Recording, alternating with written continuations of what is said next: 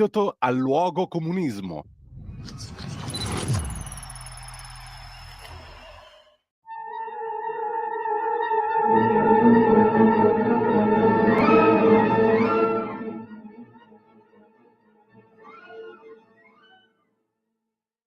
Buongiorno a tutte le ascoltatrici, a tutti gli ascoltatori, buongiorno a Carlo Cambi che ringrazio, saluto e che vedo già in collegamento con noi. Buongiorno Carlo.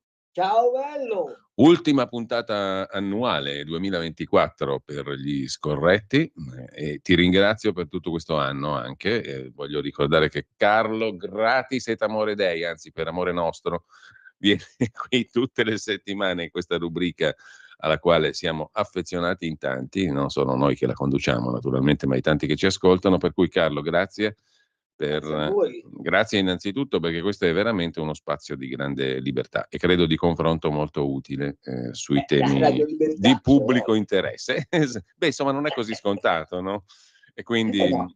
e quindi diciamo il grazie è doppio. Fatta questa premessa, che però è autentica, è sentita ed è vera. Io ti voglio chiedere di cosa ti stai occupando in questi giorni, anche perché poi diamo un'occhiata a quello di cui si stanno occupando i giornali di oggi, quello di cui si parla, insomma, quello che sappiamo. Ieri mi è toccato di scrivere un pezzetto sull'ipocrisia dell'Unione Europea ed è tema del quale mi sto occupando. A proposito di che? A proposito di un fatto carino, ti ricordi che la signora von der Leyen ha detto che X di Musk era il peggiore dei mali perché surrettiziamente profilavano gli utenti, facevano gli archivi segreti, bla bla bla bla, gli hanno fatto un'indagine addosso. Apro parentesi, finché è stato di Zuckerberg, Twitter era meraviglioso. Quando poi è diventato di proprietà di Elon Musk, improvvisamente Twitter, X, che l'ex Twitter è diventato il ricettacolo di ogni nefandezza informatica. Vabbè, a parte questa roba qua, l'hanno beccati l'autorità indipendente europea di vigilanza sulla privacy e i dati, ha beccato la von der Leyen a fare una cosina molto semplice, quello che lei voleva impedire di fare a Musk, cioè di profilare gli utenti, di andarne a vedere le abitudini, di fare delle micro targetizzazioni, cioè significa sapere se tu porti le mutande rosse o gialle, e sulla base di questo, escludendo tutti i cittadini di orientamento di destra, fare una propaganda mirata attraverso X su determinate opzioni politiche dell'Unione Europea. E questa notizia tu non la trovi da nessuna parte, La giusto? verità c'è.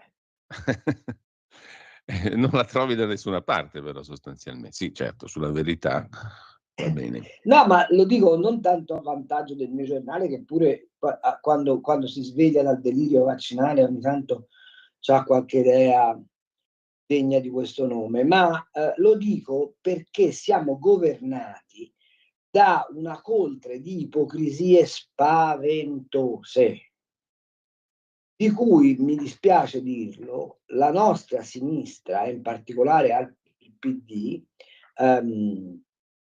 alimenta il gioco. Ieri, per esempio, ero in trasmissione su Rai 3 a Restart e si parlava, pensate, niente po' di meno che del Mercosur, di questo accordo scellerato che la signora von der Leyen ha portato in porto per, come dire, quasi come una sorta di bandierina contro gli eventuali dazi di Trump, non rendendosi conto che in realtà in Europa i dazi li sta mettendo da oltre 20 anni a tutti i partner della Germania, ma a parte questo discorso, e Benifei, uno degli uomini credo più antipatici che la politica abbia prodotto negli ultimi 50 anni, rivendicava il fatto che il PD in Europa è vigile sugli eventuali effetti negativi del Mercosur. Allora l'ottimo Gasparri, che era con me, gli dice: ma scusa Benifei, tu dici questa cosa, ma hai definito storico questo accordo?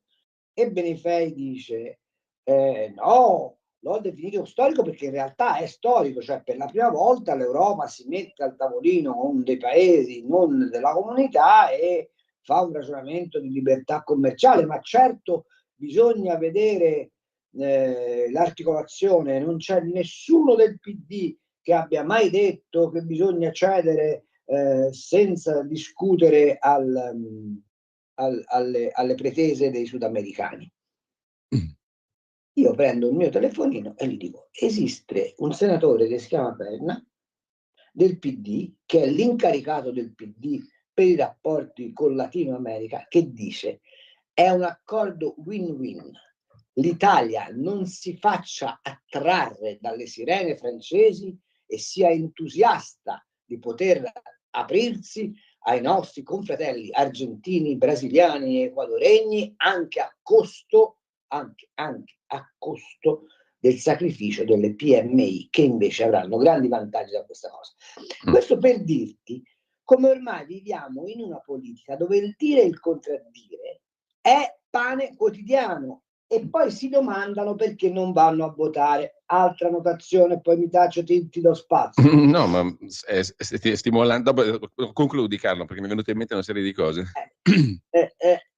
Il nostro Presidente della Repubblica. Bisogna amare la democrazia, ha detto. Bisogna amare la democrazia, sì, ma è quello che, per esempio, tanto per dirne una, non ha sciolto il CSM dopo il caso Paramara. Bisogna amare la democrazia al punto che il signor Mattarella, posto di fronte a continui attacchi da parte della magistratura, di un pezzo di magistratura, alla sovranità della politica, come ha illustrato magistralmente Sabino Cassese in quel suo rapporto durante il processo Toti. Guarda che quel testo dovrebbe diventare obbligatorio in tutte le facoltà di giurisprudenza d'Italia e d'Europa. E non ha detto un fiato. Quando lui poi difende gli immigrati, quando lui entra a gamba tesa su prerogative che non sono del Presidente della Repubblica, che cosa fa? Noi abbiamo un Presidente della Repubblica che ultimamente, come tutti i Presidenti della Repubblica, peraltro, è successo a Scalfaro, è successo a Cossiga, non è successo a Ciampi, per la verità, che però è l'espressione di una maggioranza silenziosa che governava tutto il paese. Quando arrivano a un certo punto del mandato, il Presidente della Repubblica si dimenticano di essere gli arbitri e cominciano a giocare per la parte che li ha espressi. E Mattarella ultimamente questo sta facendo. Che poi si dica che riceve la Meloni, che si vogliono bene, che c'è un dialogo istituzionale, fa parte della pantomima della politica, ma al fondo di tutto c'è una pressione fortissima del Quirinale, ed in particolare credo del segretario di Mattarella, che è quello che poi conta davvero, sulla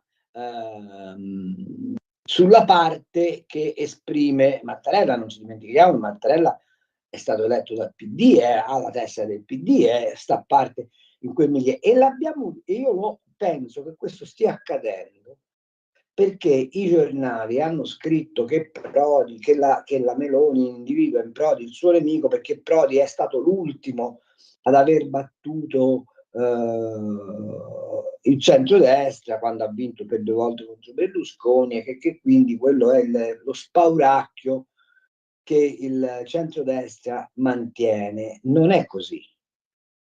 Prodi sta attivamente lavorando per la costruzione in questo paese di uno schieramento che è ispirato alla più classica delle ipocrisie democristiane. E se vuoi di questo dopo parliamo. Parliamone subito. E Mattarella è uno degli architravi di questo. Parliamone subito, perché i Prodi non dormono mai, insomma. I Prodi non dormono mai, ma soprattutto i Prodi hanno una rete di relazioni di potere spaventosa. Quindi, diciamo, non è che la Meloni se l'è presa con una mummia, se l'è presa con qualcosa di concreto e di solido. sì, assolutamente sì, la Prodi, scusami, E di pericoloso, ovviamente, dal suo punto di vista, no? Allora parliamone subito, Carlo, perché questa è una questione intrigante. ma Poi però pericoloso, ti volevo buttare là due cose rispetto a quello che hai detto prima, lo faccio subito, poi parliamo sia sì, del progetto di Prodi, diciamo così, dei Prodi, anzi, e di coloro che amano la patria, per dirla con Mattarella, sì. perché naturalmente amare la patria, secondo loro, vuol dire fare quello che vogliono loro. Comunque, al di là di questo, Sì, come la von der Leyen, cioè, sì. beh, come tutti Che parla sostanzialmente. solo con quelli che sono d'accordo con lei. Cioè, Come tutti, perché tutti si identificano con la patria a volta, diciamo. Comunque, al di là di questo il progetto Prodi mi incuriosisce molto. A. B.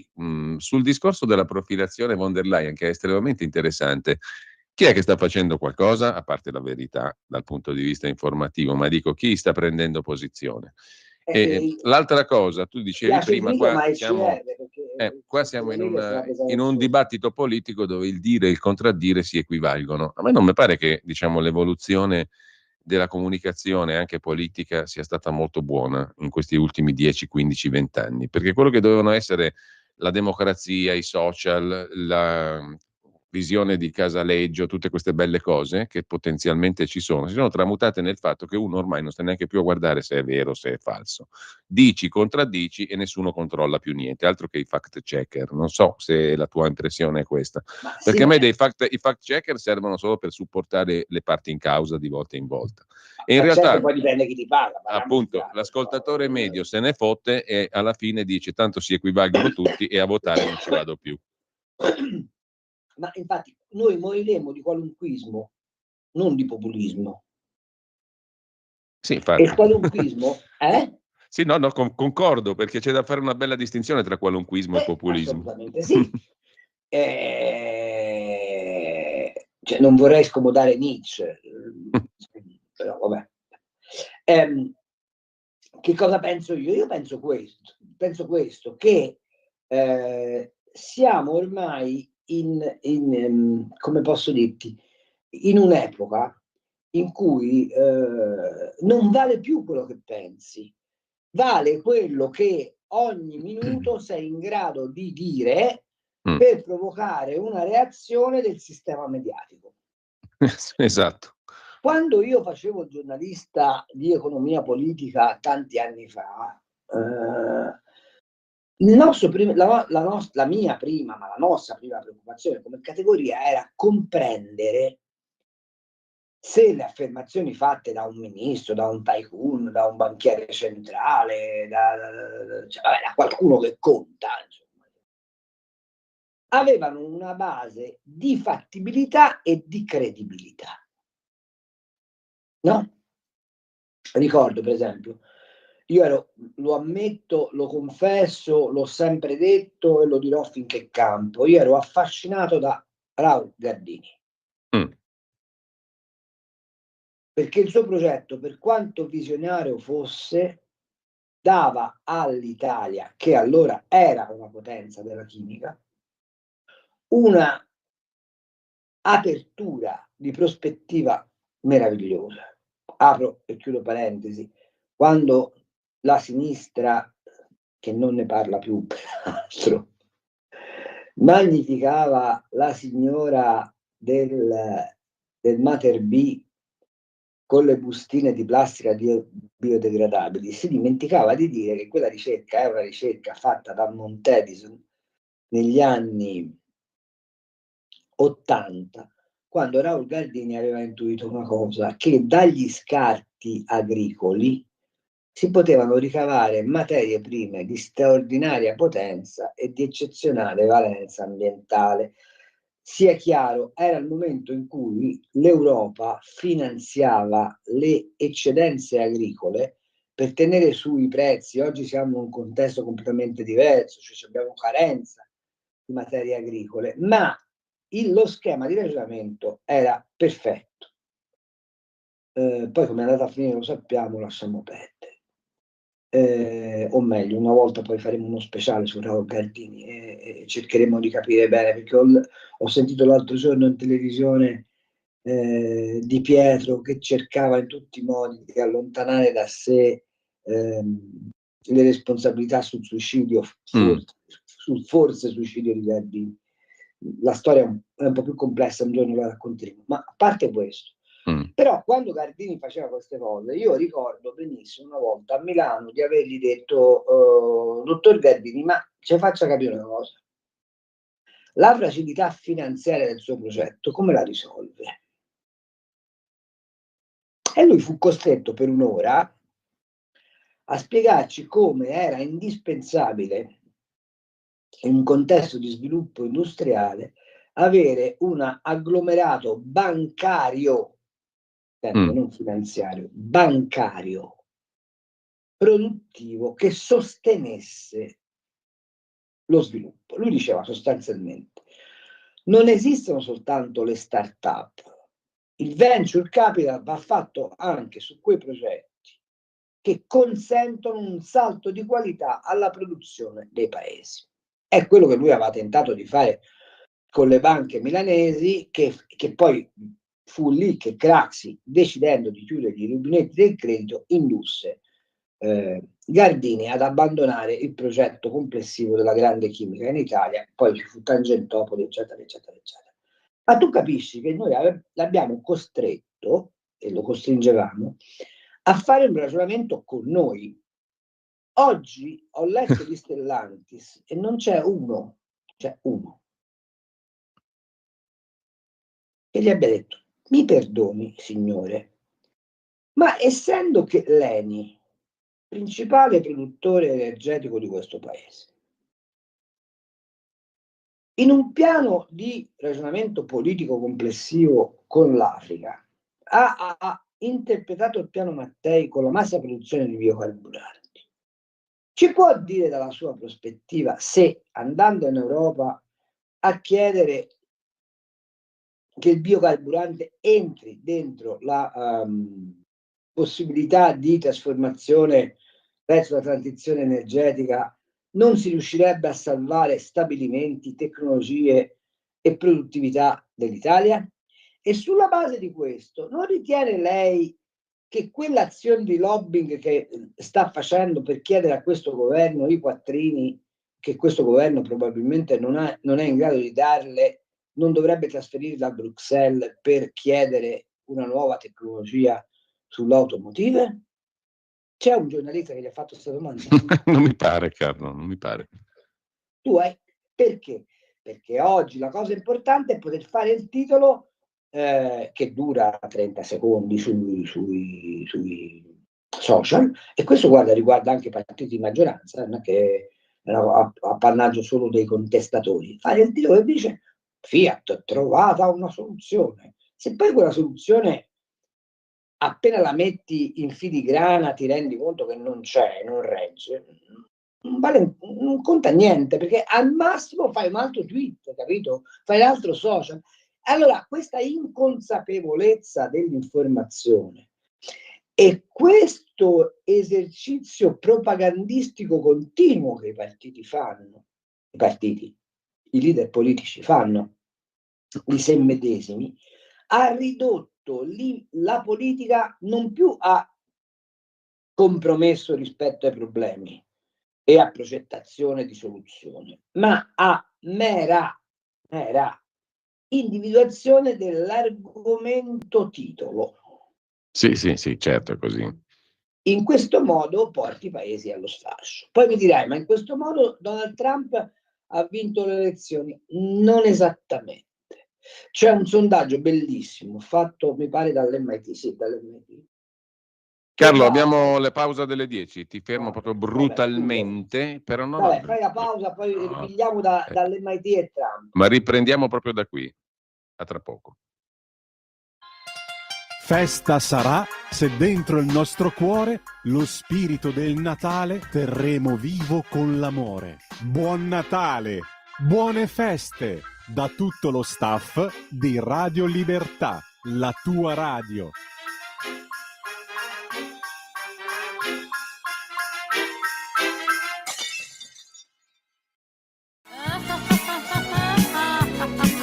Pesca dalla rete, le interviste di Luisella Pescatori, detta La Pesca, con le freelance di Rete al Femminile, le voci fiere di una nuova prospettiva, ovvero Segreti e consigli del lavoro autonomo declinato al femminile.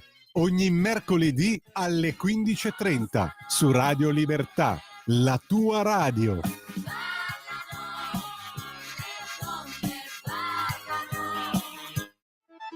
Stai ascoltando Radio Libertà, la tua voce libera, senza filtri né censure, la tua radio.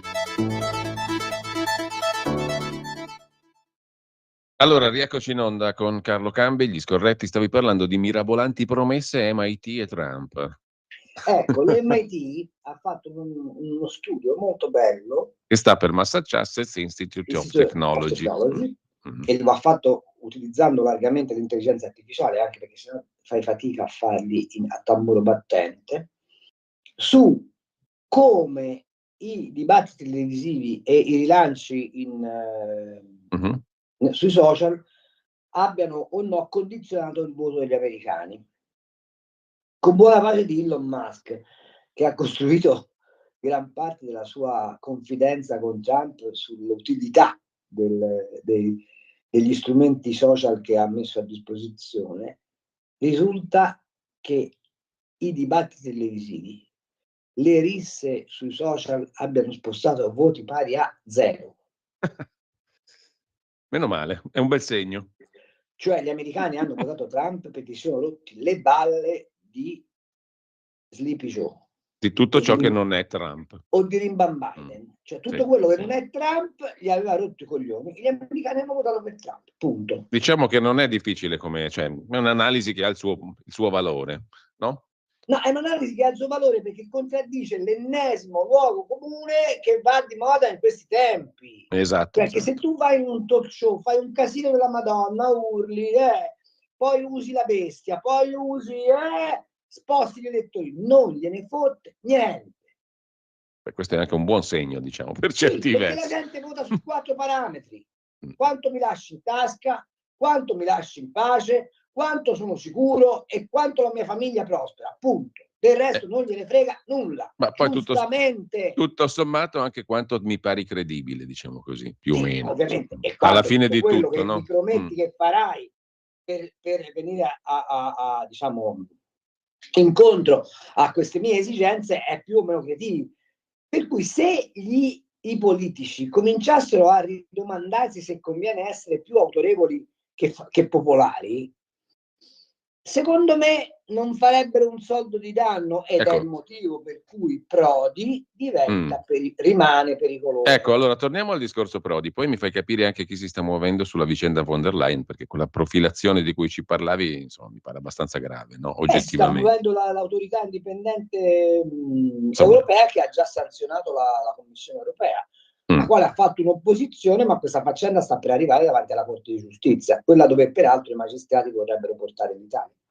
Però torniamo allora a Prodi, che è più vicino a noi, diciamo. Cos'è che vedi muoversi all'orizzonte? Allora, tre cose molto semplici. La prima, Prodi ha riunito i suoi e li ha riuniti piazzandoli in alcuni posti decisivi del paese. Se tu vai in Banca d'Italia trovi che tutta la filiera dell'elaborazione di strategie di politica economica è tutta occupata da prodiani. E com'è che hanno fatto a piazzarli lì? Ce l'ha piazzati nel corso degli anni e siccome in Banca d'Italia funziona la cooptazione, ovviamente Prodiano senior coopta Prodiano junior. È il modo in cui lui è diventato per esempio presidente dell'IRI quando era giovane. E loro però, la cosa bella è che se uno li conosce è in grado di evitarli. Sì, perché non sono tanto bravi a cambiare le modalità sono sempre quelle, il problema è che gliela lasciano fare. Insomma, tu questo qui lo vedi muoversi dall'80 praticamente, dal 78, quando fu ministro. Dal 78. Seconda cosa, il richiamo a Ernesto Maria Ruffini del tornare all'ovile presuppone che in Vaticano si stiano muovendo perché temono che le politiche eccessivamente aggressive del centrodestra gli creino un problema. Ora dovete sapere che sui migranti è fondato uno dei principali business della Chiesa. E dalle parti di Francesco non stanno allegrissimi con i conti, anzi stanno messi proprio molto male. Hanno un disperato bisogno che sulle scuole cattoliche, sugli ospedali cattolici, sull'apparato caritatevole cattolico, ma e soprattutto in vista del giubileo, sui bed and breakfast, gli ostelli, bla bla, non gli venga rotto le balle. E hanno abbastanza timore che invece questo governo di miscredenti e di barbari guidati da quella invasata della Meloni gli crei dei problemi, e allora hanno subito chiamato al serrate i ranghi i fedelissimi. Da questo punto di vista il compagno Prodi ha detto probabilmente una cosa molto semplice alla gerarchia ecclesiastica. Come la mettiamo col vostro pupillo Giuseppe Conte che voi avete allevato a Villa Nazareth? Non è che adesso vi viene in mente che il giovinotto potrebbe essere il nuovo cavallo di Troia che la gerarchia ecclesiale inserisce dentro l'ordine politico del paese? E lui ha dovuto immediatamente costruire un personaggio anticonte che è Ernesto Maria Ruffini, il quale Ernesto Maria Ruffini è figlio di un grande ministro Doroteo Democristiano, nonché nipote dell'allora cardinale di Palermo, nonché fratello di Paolo Ruffini, che guarda caso è il capo del Dipartimento Propaganda e Comunicazione del Vaticano. Interessante. Allora, se tu questi fili li metti insieme e vedi che Mario Draghi comincia a dire forse qualche errore l'abbiamo fatto, e cominci a vedere che qualche industrialotto del nord si schiera a vantaggio delle politiche sociali, che bisogna fare un welfare aziendale, che bisogna lavorare non tanto sul salario minimo ma sulle condizioni delle classi disagiate, eccetera, eccetera, ti rendi conto che la tela è in via di definizione o di tessitura. Domanda: è possibile che gente che è stata fino adesso alla finestra del dibattito politico, e penso a capo dei servizi segreti, e penso, quindi la Belloni, e penso allo stesso Enrico Lupi, che comunque ha giurato fedeltà alla causa di questo centrodestra, improvvisamente anche a livello europeo non sentano, guarda il gioco che sta facendo Tajani all'interno del PPE nel continuare ad accreditare solo Forza Italia come forza moderata e credibile del governo italiano, eccetera, eccetera. È possibile che tutto questo magma a un certo punto si ricordi che esisteva la Democrazia Cristiana e a quella prospettiva lavori, intestando al vecchio Prodi il ruolo che fu mamma mia, solo a dirlo mi piglia male, che fu di Dossetti, cioè del federatore delle anime cattoliche del paese? È suggestivo questo scenario, quindi chiamarlo ribaltone è un po' poco, diciamo, no? Messo in questi termini. Non lo so, cioè la cosa che mi fa specie è che un povero giornalista pensionato di provincia che si pone questo interrogativo, e non vedo le segreterie dei partiti, a cominciare da quello a cui probabilmente tu ed io siamo più vicini, porsi questi interrogativi di lungo periodo. Però in qualche modo la Meloni l'aria l'hanno usata allora, se ne è uscita contro Prodi. Come la Meloni è l'animale più politico che c'è, animale con tutto rispetto, vorrei che fosse chiaro, l'animale più politico che c'è oggi sulla scena, che le cose vanno così, lo ha un po' annusato. Beh, insomma, se non lo annusi da Palazzo Chigi deve avere proprio un gran raffreddore, diciamo. Capito? Però lei non lo può dire esplicitamente, perché una parte di Forza Italia e una parte dei moderati a queste sirene stanno attenti. Quindi se lei lo dice come l'abbiamo detto in maniera brutale, tu puoi dire oggi, rischia di avere dei contraccolpi seri. Quindi non lo può dire così. Per cui sceglie Prodi come bersaglio, ma è più che un ballon d'essai, è proprio un avvertimento dicendo guardate, io so che cazzo avete in testa. Perché subito le hanno detto no, ma tu hai sparato a un morto, diciamo, un illustre personaggio. Sì, va bene, sarà anche un morto. Mettiamola così. Pure la Madonna di Lourdes è salita in cielo con tutto il corpo. Quindi diciamo Prodi, Draghi, Letta, Tajani. Prodi, Letta, Tajani attraverso Ernesto Maria Ruffini e una serie infinita di addentellati che vanno Ernesto Maria Ruffini però diciamo per la gran parte degli italiani non dico che sia uno sconosciuto, ma qua insomma non ha il carisma, no? Il physique du rôle del leader, del frontman. Non dimenticare che Ernesto Maria Ruffini ha gli archivi di tutti i contribuenti italiani. E questo non è un dettaglio, diciamo.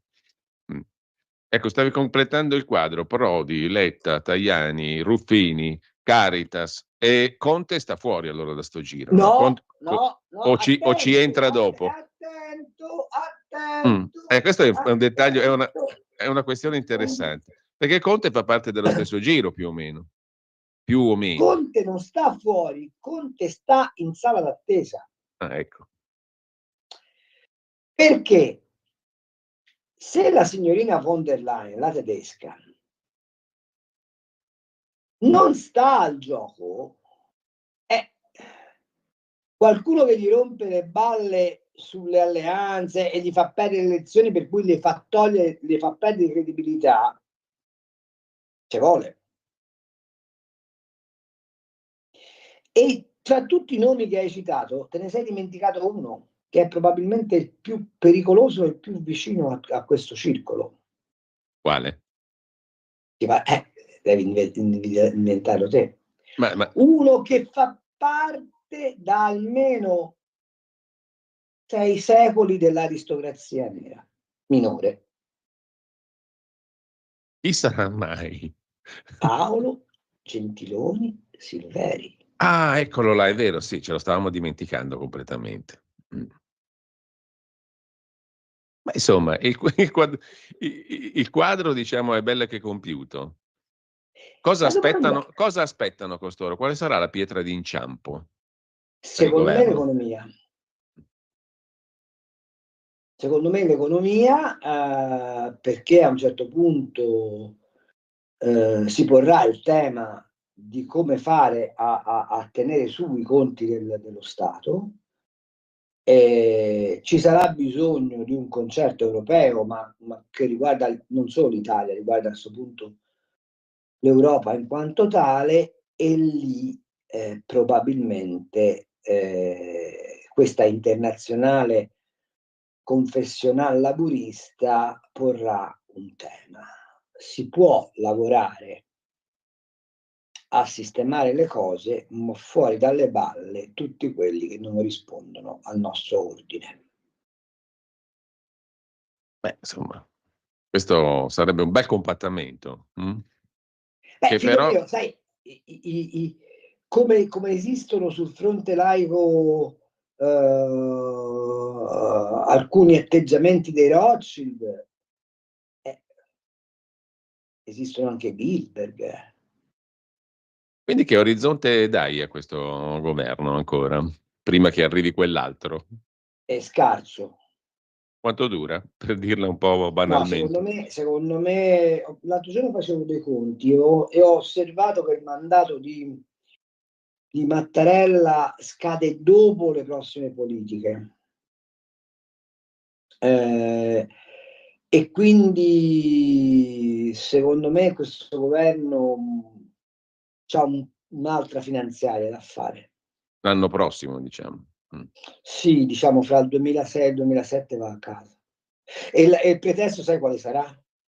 il rendiconto sul PNRR. Prima della fine della legislatura, insomma. Sì. C'è qualcuno che si oppone, secondo te, a questo disegno? A parte, diciamo, la sfuriata della Meloni contro Prodi, che insomma... La Meloni, perché gli altri non se ne sono resi conto.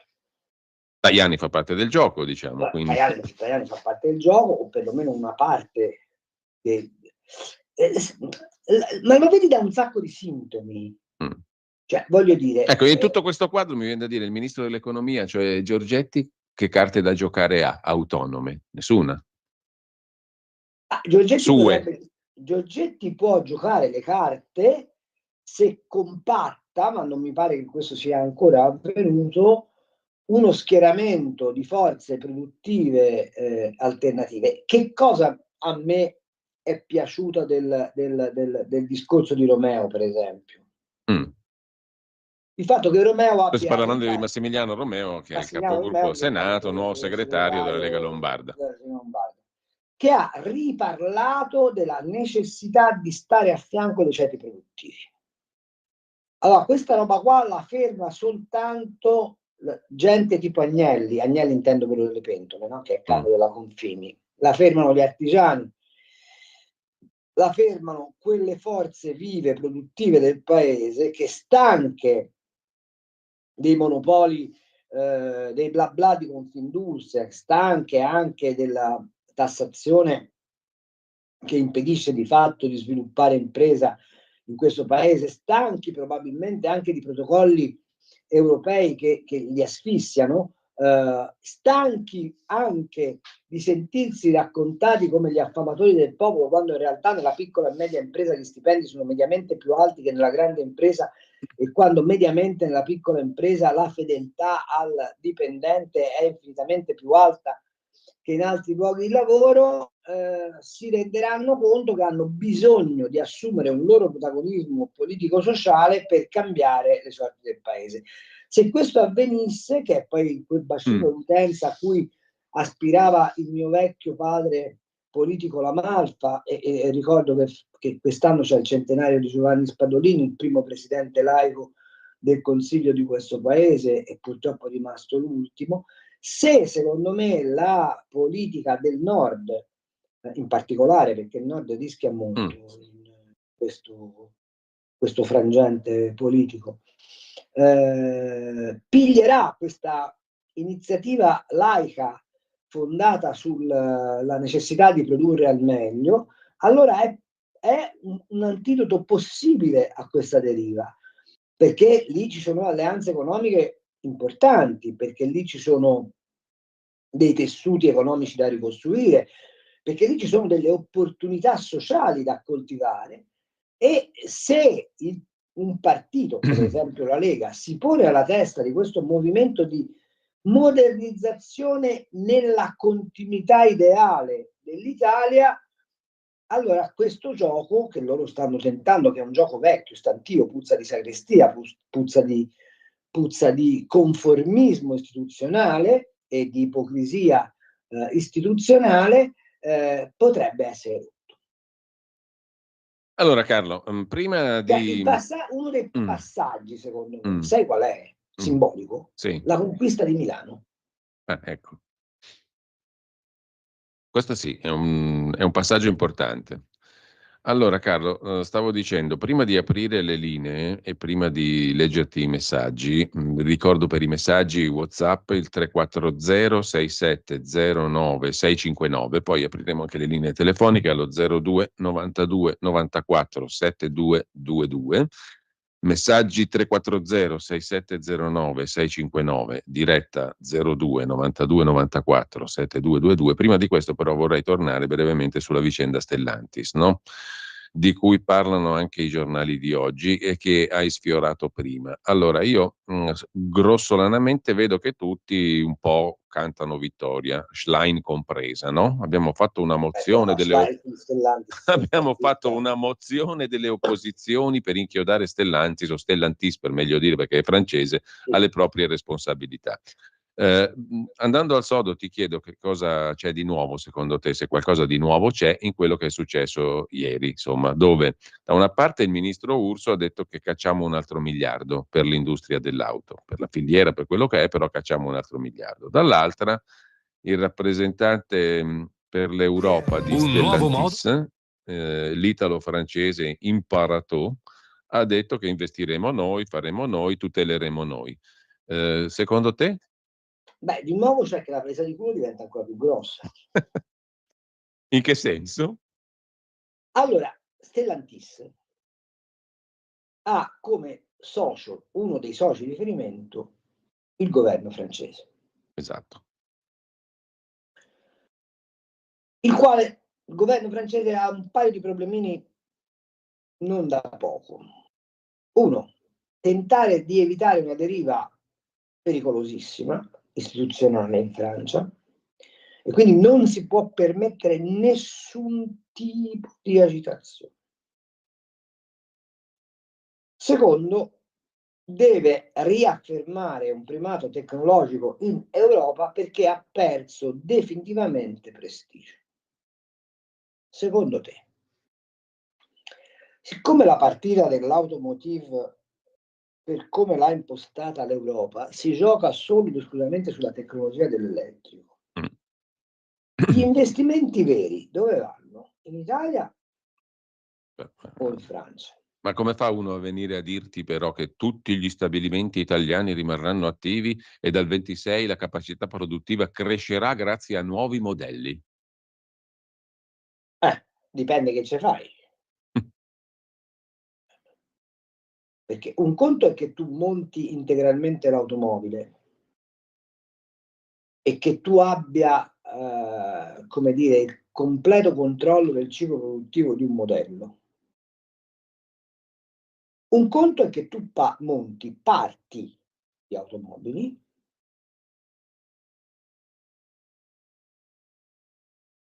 che puoi decidere di delocalizzare quando vuoi. Faccio un caso. Se tu costruisci da zero una macchina, devi avere gli stampaggi, le catene di montaggio tarate sulla produzione di quel modello. Se invece tu fai solo i semiassi, che sono sostanzialmente standardizzati per una serie infinita di modelli, non hai bisogno di cambiare gli impianti, li fai e basta. Ma come li fai a Torino, a Gugliasco, li puoi andare a fare a Sharm el Sheikh, cambia assolutamente nulla, anzi. Quindi è l'ennesima presa in giro perché quelle promesse non sono supportate da un'esposizione di piano industriale. Non c'è stato detto noi produrremo. Ci mettiamo 2 miliardi nostri, dice la Stellantis. Grazie, non mi fa di diventare cattivo. Si sono spartiti 7 miliardi di dividende quest'anno. Su. Ti dico la verità, a me come cittadino italiano mi girano le balle che Urso ci metta un altro miliardo. Perché io vorrei capire per quale motivo devo pagare un pezzo della macchina dei ragionieri Rossi attraverso le mie tasse. C'è qualcuno che me lo spiega? Beh, in effetti. Allora, il tema qual è? È che ieri non è stato chiesto a Stellantis un piano industriale. Non gli è stato detto facci sapere cosa produci, verso quale mercato e con quale ciclo produttivo. Non gli è stato chiesto e loro non l'hanno detto. Hanno soltanto detto faremo nuovi modelli quali?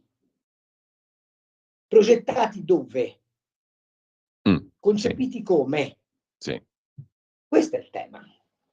Perché se io prendo il cassone della Peugeot 308, per dire, ora io ho numeri a caso, e su quella ci monto un Ape Car, ma il cuore di quella macchina, di quella vettura, non sta a Torino, non sta a Pomigliano, non sta a Melfi, sta dove si fa il pianale. Insomma, sarebbe come se io ti chiedessi, è più importante e fa più volume economico la ditta che costruisce la casa o l'elettricista che fa l'impianto dentro? Certo. Ecco. Allora, Carlo, ti giro qualche messaggio, intanto apriamo anche le linee, poi tra 3 minuti per la verità dobbiamo fermarci ancora un attimo. Ti giro qualche messaggio arrivato via WhatsApp al numero, lo ripeto, 340-6709-659. Tra poco potete intervenire chiamando allo 02 92 94 72 22. Ci scrive Ferdinando da Verona. Se la gente non va più a votare è perché si è sentita tradita e non si sente rappresentata da nessuno. La grande finanza ha prevalso sul bene comune. A voi faccio una domanda. È sbagliato pensare che possano nascere tanti Luigi Mangione? E qui mi fermo un attimo perché ti chiedo cosa ti dice a te la figura di questo Luigi Nicolas Mangione, che ha scritto anche 2 righe per giustificare il suo gesto, ha ammazzato l'amministratore di un grande fondo assicurativo sanitario negli Stati Uniti, come tutti sanno, e dalle finestre del carcere dove stava venivano fuori le grida dei detenuti: Free Luigi, libero, liberate Luigi, è un eroe. E stanno girando Santini. Mangione è il prodotto di quella società amorale che purtroppo gli Stati Uniti hanno coltivato e che però non è un progetto politico. Un progetto.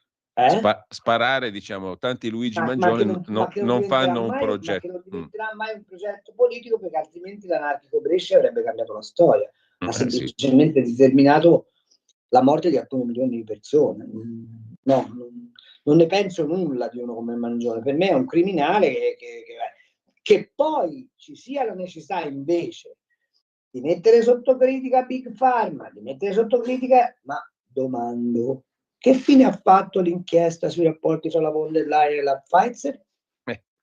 E i famosi SMS. Vabbè. Che ci sia bisogno di fare quel tipo di interdizione politica è assolutamente vero. Che però il ribellismo omicida di Mangione possa diventare una via attraverso la quale cambiare il mondo, la vedo molto poco probabile. È una via cieca.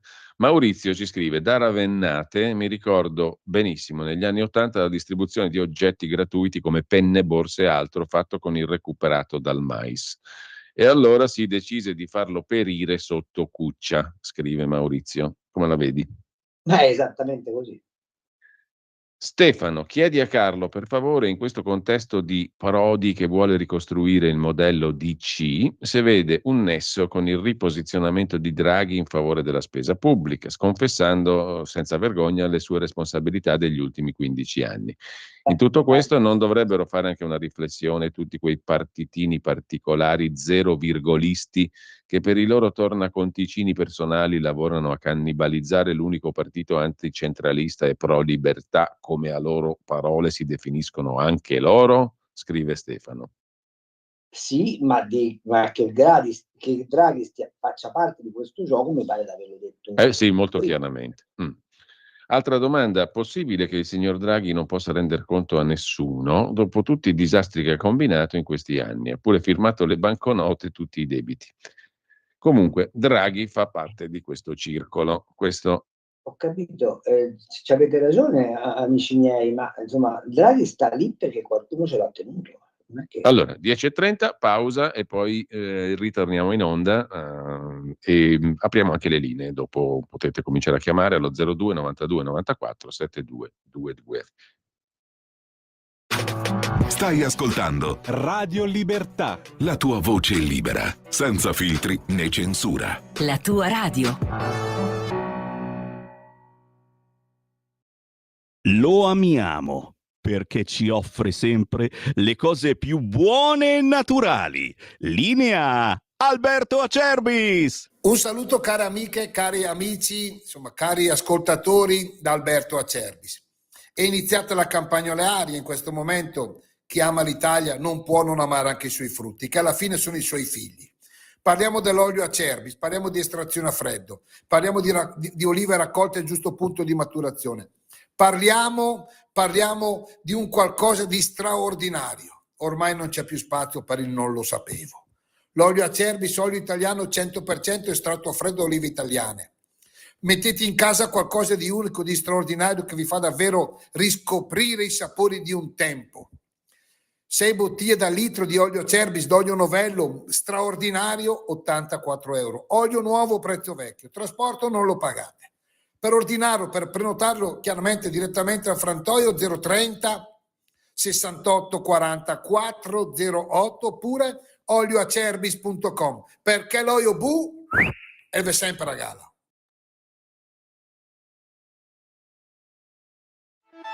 Stai ascoltando Radio Libertà, la tua voce libera, senza filtri né censure, la tua radio.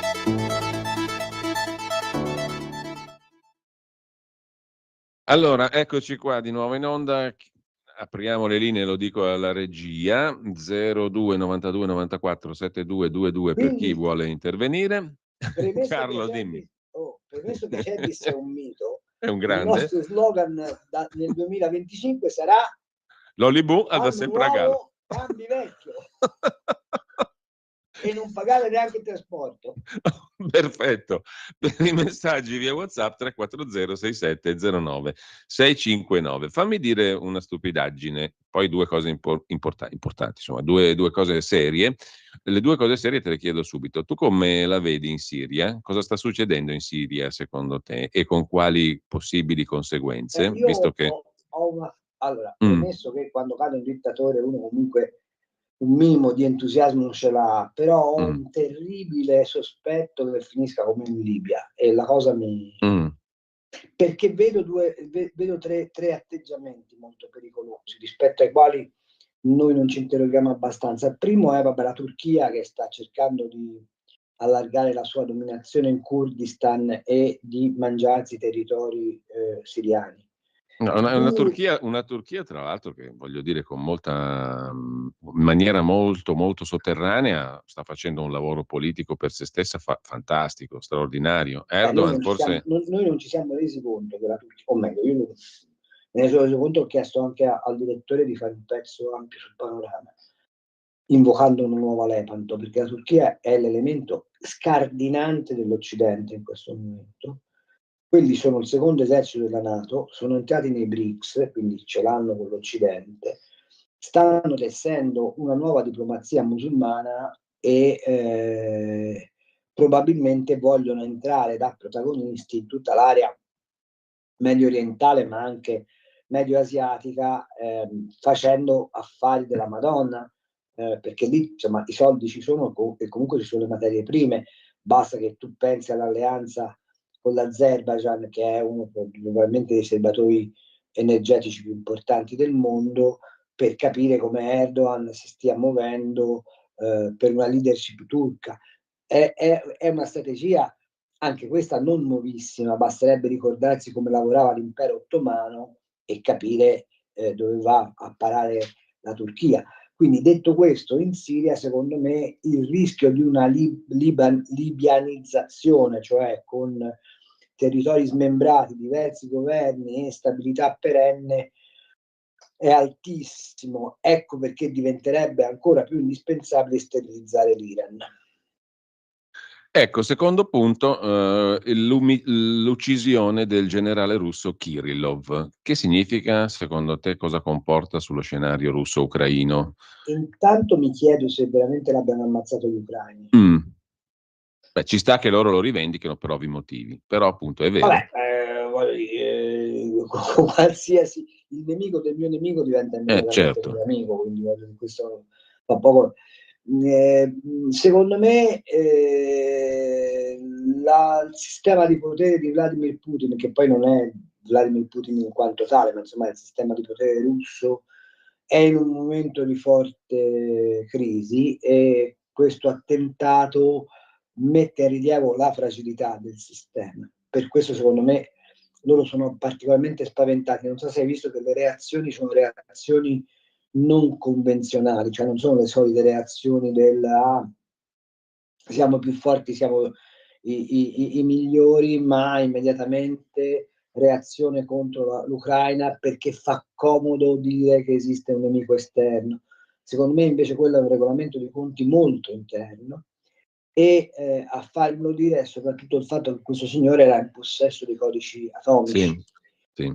E questo vuol dire che c'è una guerra di potere al Cremlino, intorno al Cremlino, perché chi possiede i codici atomici sostanzialmente è invincibile. E secondo me Putin da questo attentato è particolarmente preoccupato, ma non tanto perché siano gli ucraini che hanno penetrato i gangli militari della Russia, ma perché capisce che c'è dentro il suo, diciamo, perimetro comincia a sobbollire qualcosa che lo mette in discussione. Ma questo secondo te, Carlo, favorisce l'arrivo di un processo di pacificazione? Perché tutti vedono nel 25 l'anno della pace. Domanda, ma se quella bombetta fosse stata messa per aiutare Trump a dire facciamola finita con la guerra appunto dico, Ucraina? non è da escludere, no? Può andare in quella direzione. No, può andare in quella direzione, anzi, diciamo che aiuta molto in quella direzione. Perché se Putin avverte di avere delle fragilità interne, allora la Russia non è vincibile sul terreno militare da nessuno. Non c'è mai riuscito nessuno, perché la Russia è fisicamente inespugnabile. Tu puoi avere anche le bombe atomiche, a meno che tu non vaneggi la distruzione complessiva del mondo, la Russia è inespugnabile. Se non per una crisi di implosione interna. Se questo attentato è, come io ritengo, come io penso, ma non ho elementi per dirlo, è semplicemente una speculazione, frutto di un disagio o di una destabilizzazione interna, allora il processo di, non dico pace, ma comunque di risoluzione del conflitto si accelera molto. Ecco Carlo, per tornare invece al discorso Siria, ma rimanendo sulla politica internazionale, secondo te a Trump interessa che ci sia qualcosa o lo preoccupa che ci sia una sorta di Libia, come dicevi prima, un'altra Libia alle porte dell'Europa, in Siria? No, fin tanto che questo non minaccia Israele. E siccome Israele dalla libiazione della Siria può trarne solo vantaggio, perché ha tutto agio di dire io bisogna che quell'area la controlli, altrimenti ne va della mia sicurezza, credo che non gliene freghi assolutamente nulla. E il fatto che la Turchia sia invece socio forte della NATO, secondo te Trump lo considererà in maniera... A Trump della NATO gliene frega ancora meno niente. della Siria. Quindi diciamo... Cioè, l'idea degli americani che hanno votato Trump, perché poi noi continuiamo a parlare di Trump come se fosse il Deus ex machina, in realtà Trump è l'espressione di una volontà americana. Agli americani dell'Europa non gliene frega niente, interessa di Firenze, dove vengono in vacanza, ma dell'Europa, di questa Europa e soprattutto di un'Europa a trazione tedesca non gliene frega niente. Tant'è vero che lo vedono come un inciampo dal punto di vista economico e un fastidio dal punto di vista politico e diplomatico. Perché se se ne fossero fidate fino in fondo dell'Europa, non avrebbero mantenuto le basi militari e non minaccerebbero ogni 2 per 3 ce ne andiamo e vi lasciamo al vostro destino. E guarda, non l'ha fatto solo Trump. Cioè, Biden ha cacciato i soldi dentro l'Ucraina. Vorrei che per una volta fossimo sinceri, non perché l'Ucraina era una minaccia di espansionismo sovietico, perché l'Unione Sovietica non c'è più. Ha cacciato i soldi in Ucraina a difesa degli interessi americani che in Ucraina sono prevalenti. E la guerra lì è stata fatta e viene continuata a condurre perché in Ucraina c'è una percentuale di risorse dal punto di vista delle materie prime, delle terre fertili, dell'energia fondamentale. Quindi mollare l'Ucraina ai russi significa irrobustire la Russia, che avendo sbagliato l'Europa a non tenere nel consesso europeo, diventa una spalla fondamentale per la Cina, e gli americani hanno paura dei cinesi, degli europei non gliene frega niente. Beh, questo vale anche per Trump, allora, però. Vale anche per Trump, ovviamente, no? Vale a maggior ragione per Trump. Il quale Trump, però, la soluzione non è quella democratica, i muscoli dell'America. La soluzione di Trump è quella del tycoon. Mi metto al tavolino e trovo un compromesso sul contratto, punto. Sì, chiaro. La differenza sta lì. Allora, abbiamo un problema con le linee telefoniche, mi dice la regia. Io ho un problema con la linea invece. No, i telefoni non si ricevono telefonate in arrivo stamani, quindi non abbiamo la possibilità di ascoltare gli ascoltatori. Non so se anche sia andato fuori uso Mi il manca WhatsApp. Gianni da Genova, ragazzi. Non so se sia andato fuori uso. Sarà una... Mi manca il nostro amico di Sabbio Chiese, Fabrizio. Fabrizio da Sabbio Chiese, al quale dico che sul panorama ho fatto un'inchiestina sugli artigiani per esaltarne il ruolo economico, che ritengo fondamentale.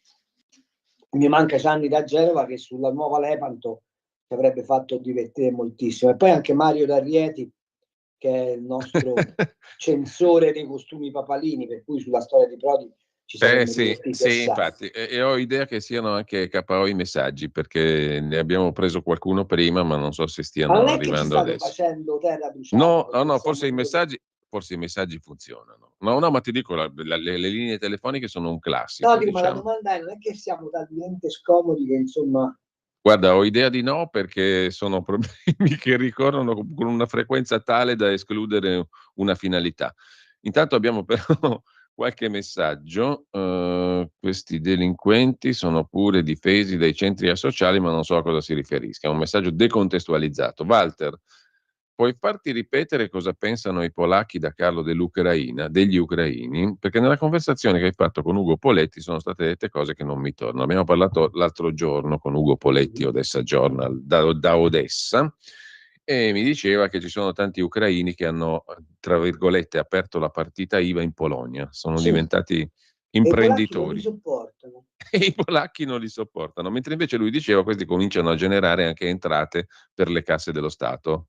Sì, polacco. Ma quello che non sopportano i polacchi è che questi travestiti da profughi hanno dei vantaggi e in realtà fanno i frontalieri, cioè continuano a vivere in Ucraina e vanno in Polonia a lavorare, sottraendo ovviamente business ai polacchi. L'altro motivo per cui i polacchi, l'ho scritto sul Panorama, tra l'altro mi pare 2 o 3 settimane fa, un reportage da Varsavia, l'altro motivo per cui i polacchi non ne possono più è che dicono: noi continuiamo a cacciare dei soldi per Zelensky, quando Zelensky non è né nella NATO né nell'Unione Europea, e soprattutto è uno che prima dell'invasione da parte della Russia cercava di fotterci col dumping sul grano e su una serie di altri prodotti, e quindi l'opinione pubblica polacca non ama particolarmente gli ucraini, che poi per ragioni politiche quel governo bla bla abbia fatto tutto,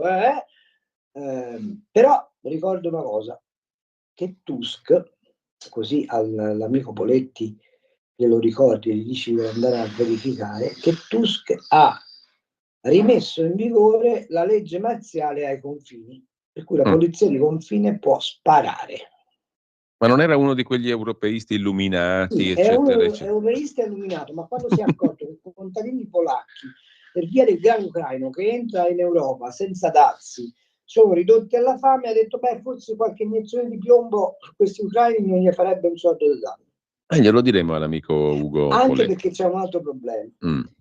Che Trump attraverso la Bielorussia, che Putin attraverso la Bielorussia fa passare molti profughi, anche di paesi non europei, per andare proprio a inquinare, fra virgolette, l'economia polacca. Vi dico che i polacchi sono l'economia che ha avuto più forte sviluppo in Europa.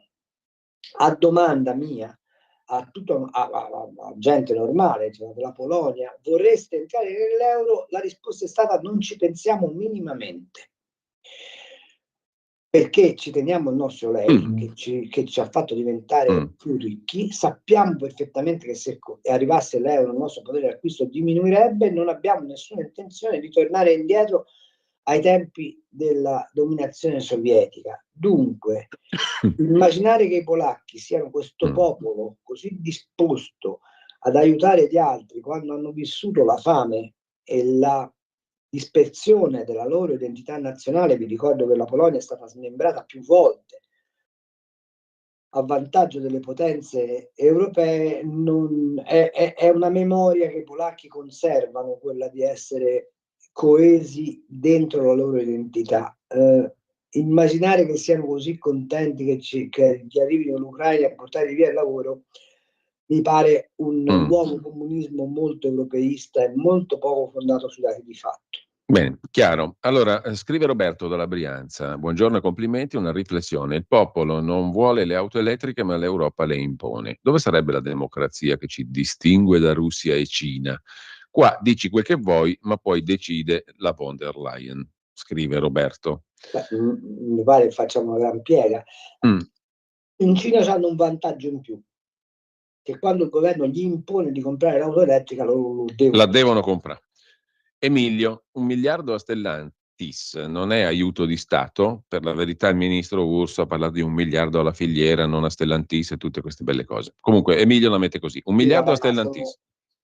Allora, 1 miliardo a Stellantis o alla filiera è comunque un'offesa a coloro i quali tutti i santi giorni si alzano e si fanno un gran mazzo per campare, perché sono soldi dei contribuenti dati a vantaggio di Stellantis, punto. A vantaggio di operatori economici che si sono messi in tasca 7 miliardi di utili affamando gli operai, punto. Gian Brescia, mi sembra strano che i russi stiano tergiversando in Ucraina, pensavo a un conflitto lampo, però mi sa che sto pensiero affonda al febbraio del 22 quantomeno, quindi è un po' diciamo datato. C'è un lunghissimo messaggio, cerchiamo di leggerlo. Gianni da Roma, il sempre ottimo Cambi ha detto che a suo parere questo governo durerà al massimo fino al 26, per essere poi sostituito con la solita manovra in ciuccio di palazzo di ispirazione, come sempre, catto comunista. Cosa tra l'altro che più volte abbiamo già visto e subito. Penso però, scrive Gianni da Roma, che stavolta bisognerà tener conto del fattore M, ossia della grandissima e piuttosto inaspettata capacità della underdog Meloni, che in Italia e in Unione Europea è riuscita laddove tutti i suoi predecessori avevano fallito. I sinistri perché neanche ci avevano provato, limitandosi a battere tacchi e a rispondere signor sì, i destri per inspiegabili complessi di inferiorità.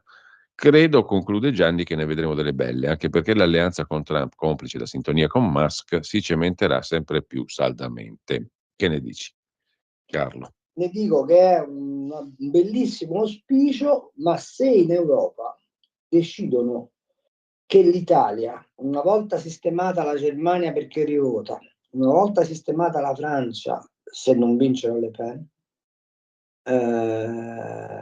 o anzi, una volta sistemata la Francia per non far vincere Le Pen, devono smontare il governo italiano e l'arma ce l'hanno. Ci diranno che non abbiamo rispettato il PNRR, possono non concederci la proroga dal 2007 e chiederci il rimborso immediato dei soldi. E voglio Carlo, vedere in quel caso chi si... per quello ti si stringe il cappio al collo ed è finita lì, diciamo, no? Esatto. È ovvio. Cioè è praticamente quello che avrebbero voluto fare col MES che farebbero col PNRR. Però insomma il cappio è sempre lì.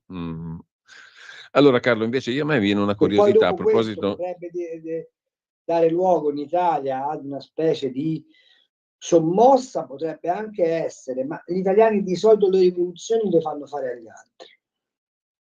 Invece volevo chiederti una cosa sul discorso Trump. Questa coppia, diciamo, Trump-Musk, secondo te è una novità? Prima domanda. Seconda domanda, no, un rapporto così stretto, diciamo, tra l'uomo più ricco del mondo e il Presidente degli Stati Uniti, a mia memoria non è che ci fosse mai stato, no? Proprio così plateale, esibito è cambiato enorme. il mondo, ma la prassi è sempre stata quella. Cioè la sostanza sempre I quella è. presidenti degli Stati Uniti d'America hanno sempre fatto comunella con quelli che avevano i soldi.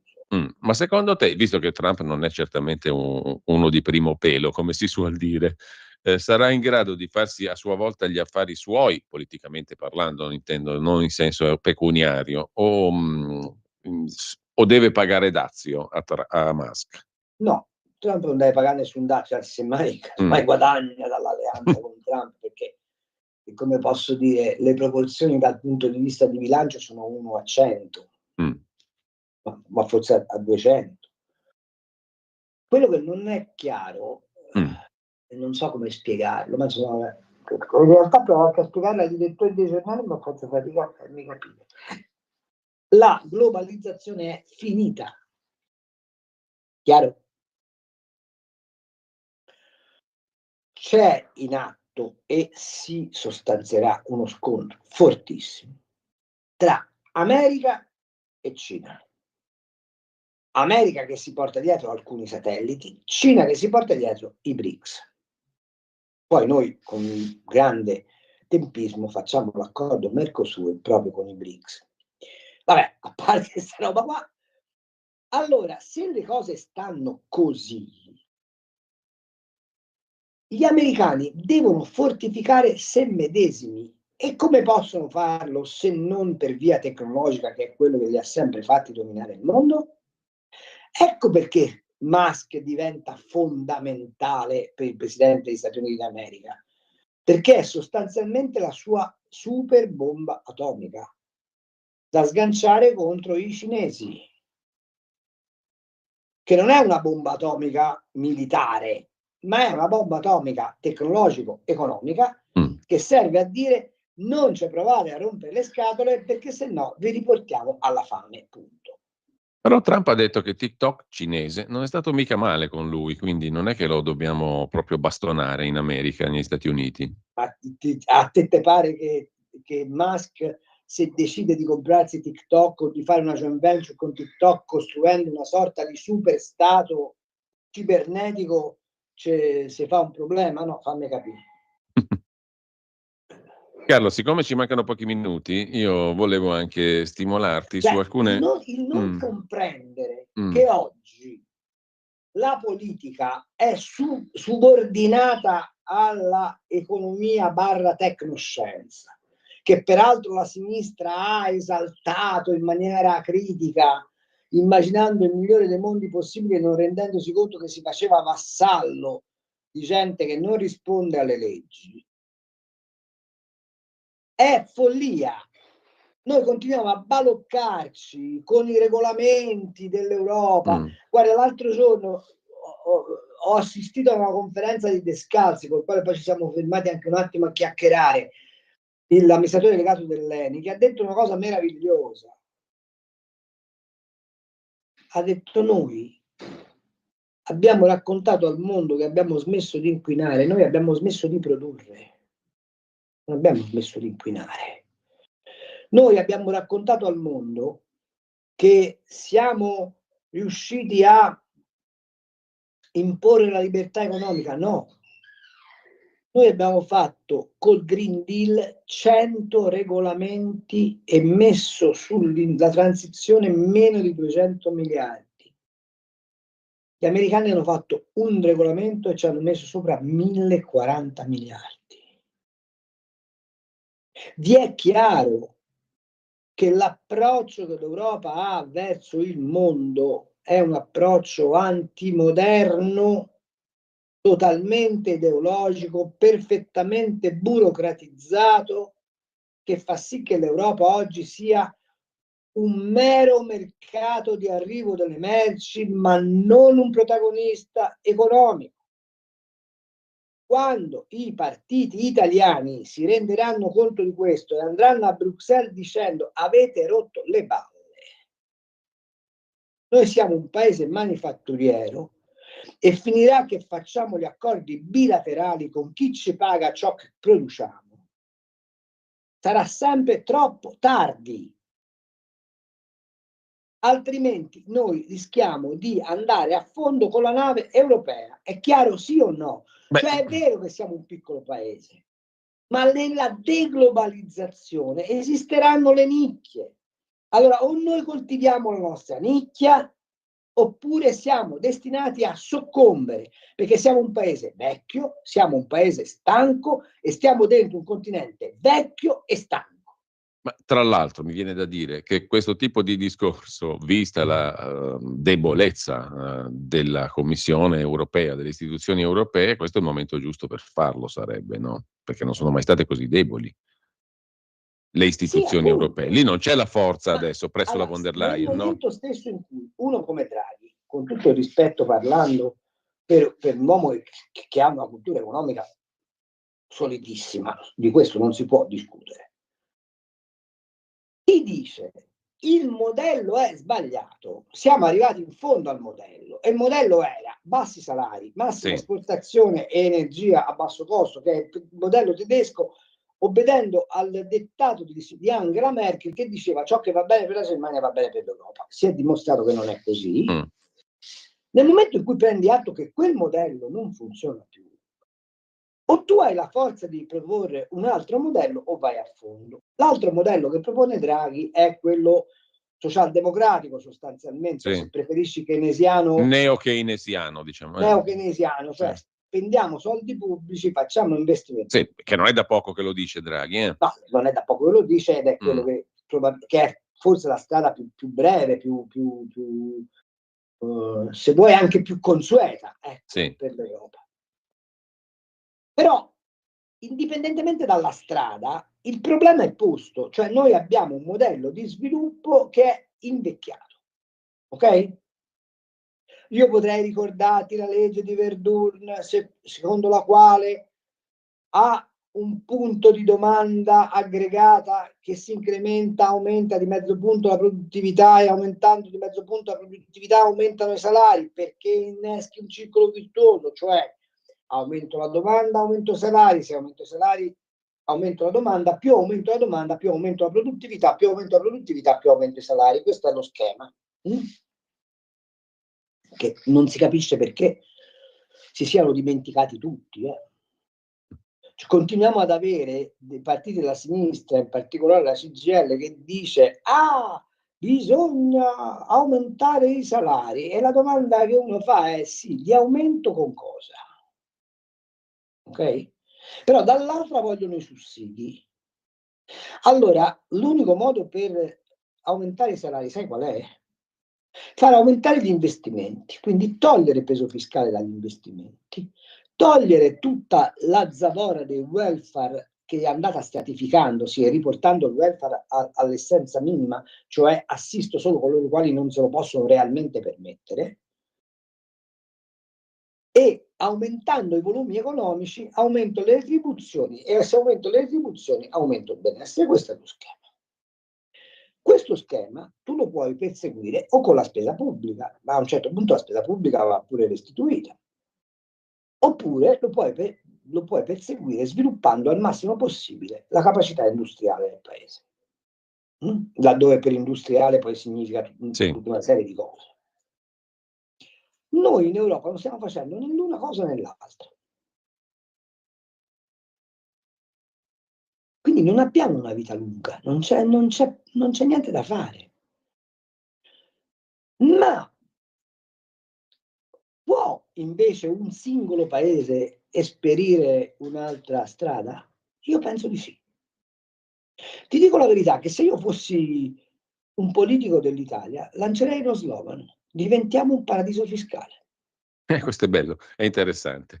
Cioè direi agli italiani: siete disposti per 10 anni a pagarvi in parte gli ospedali, ad aiutare in parte voi direttamente gli anziani senza passare per via dello Stato, e a far sì che le tasse in questo paese diventino l'8% e attrarre tutti gli investimenti possibili e immaginabili?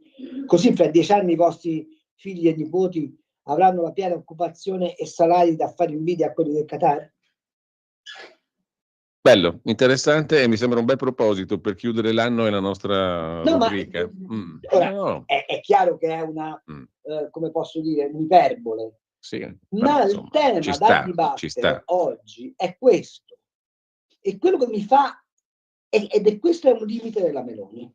e della compagine che guida la Meloni, che non avendo una formazione di politica economica liberale e avendo poca confidenza con le imprese, loro questo tipo di ragionamento non sono in grado di farlo. Invece è uno spazio enorme che potrebbe avere la Lega, perché la Lega ha dentro di sé degli economisti di impostazione liberale, liberista, ma soprattutto è, come ha detto Romeo, il paese della produttività del nord.